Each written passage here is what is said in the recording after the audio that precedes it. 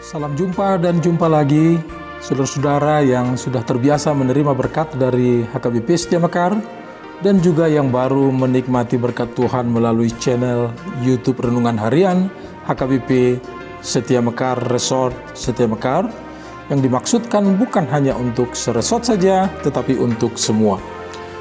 Kiranya seluruh warga jemaat setiap hari memperlihatkan ucapan syukur kepada Tuhan melalui wajah yang ceria dan hati yang penuh sukacita dan selalu bersyukur di dalam Tuhan.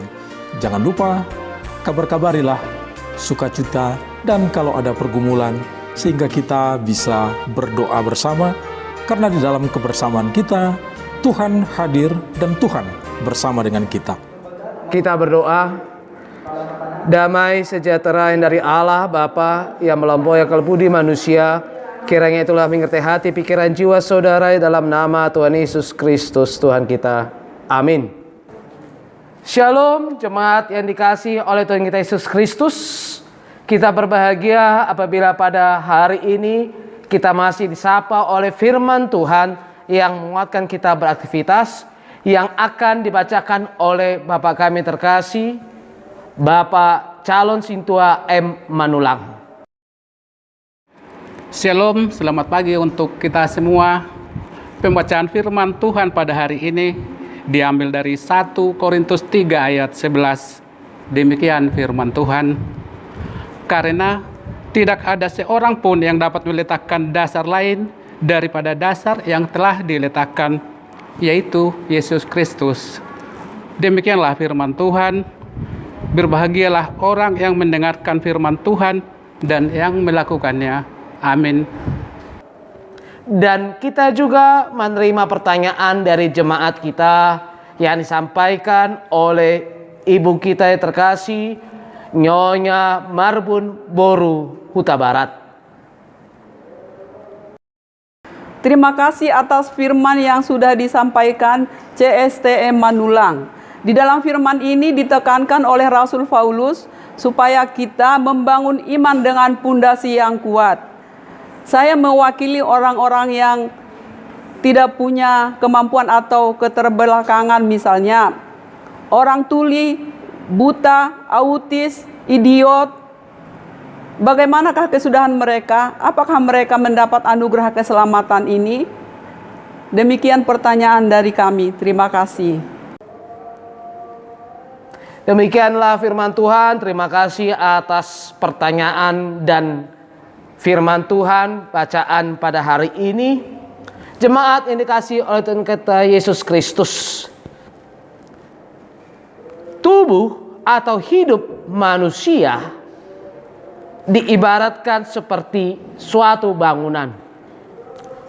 Apabila bangunan itu kokoh atau rapuh, dari manakah kita bisa melihat dan berdasarkan apakah bangunan itu kokoh atau rapuh? Ya, yang pertama adalah dari dasar atau pondasinya. Di mana pondasi itulah dasar dari atau awal dari pembentukan membangun suatu gedung. Di mana pondasi itu haruslah yang kuat. Haruslah sesuai dengan seberapa tinggi bangunannya, seberapa besar bangunannya, maka haruslah dibuat dasarnya atau pondasinya secara yang maksimal. Demikian juga orang percaya, Bapak Ibu yang dikasihi oleh Tuhan kita Yesus Kristus. Apakah pondasi dari pembangunan manusia atau hidup orang percaya? Karena banyak sekali manusia dalam kehidupan ini mendasarkan kehidupannya atau memodasikan kehidupannya dengan hal-hal yang fana. Misalnya secara harta.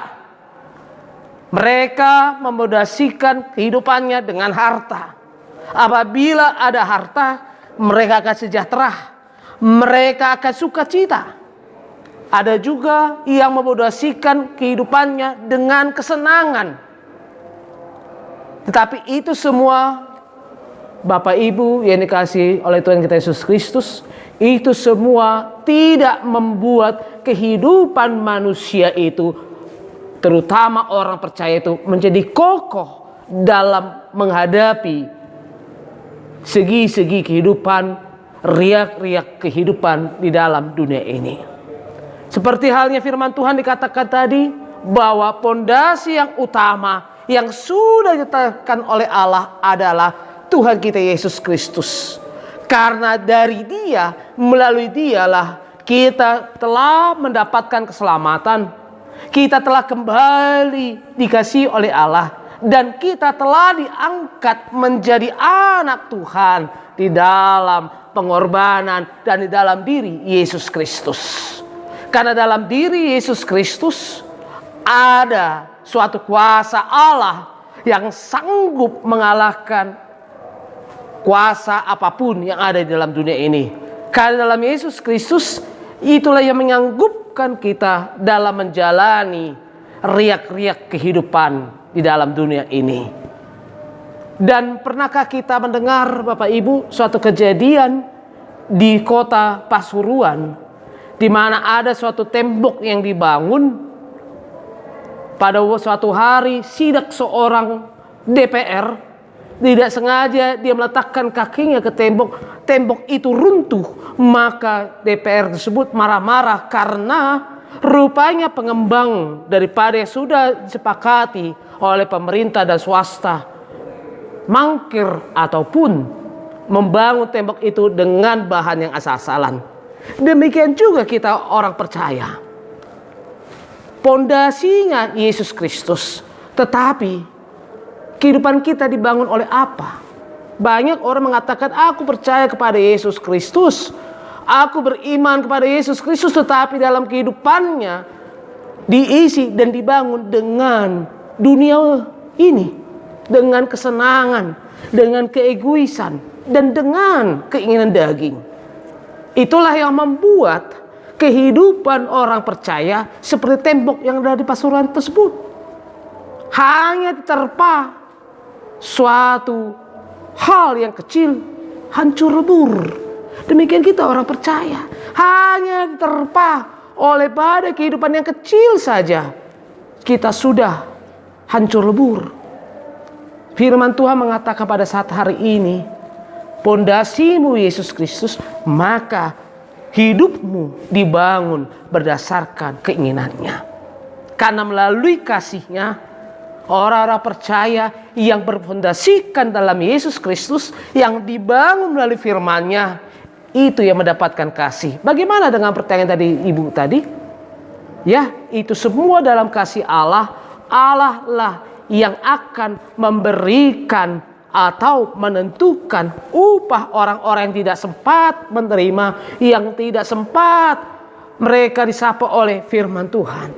Oleh sebab itu Bapak Ibu jemaat yang dikasihi Tuhan kita Yesus Kristus, mari saya ajak kita semua mulai hari ini kita pondasikan hidup kita di dalam Yesus Kristus, dan kita bangun hidup kita di dalam melakukan dan di dalam firman Tuhan. Selamat melakukan, selamat beraktivitas. Tuhan Yesus memberkati. Shalom. Amin. Saudara-saudaraku yang dikasihi Tuhan Yesus Kristus, kita sudah mendengarkan firman Tuhan yang luar biasa.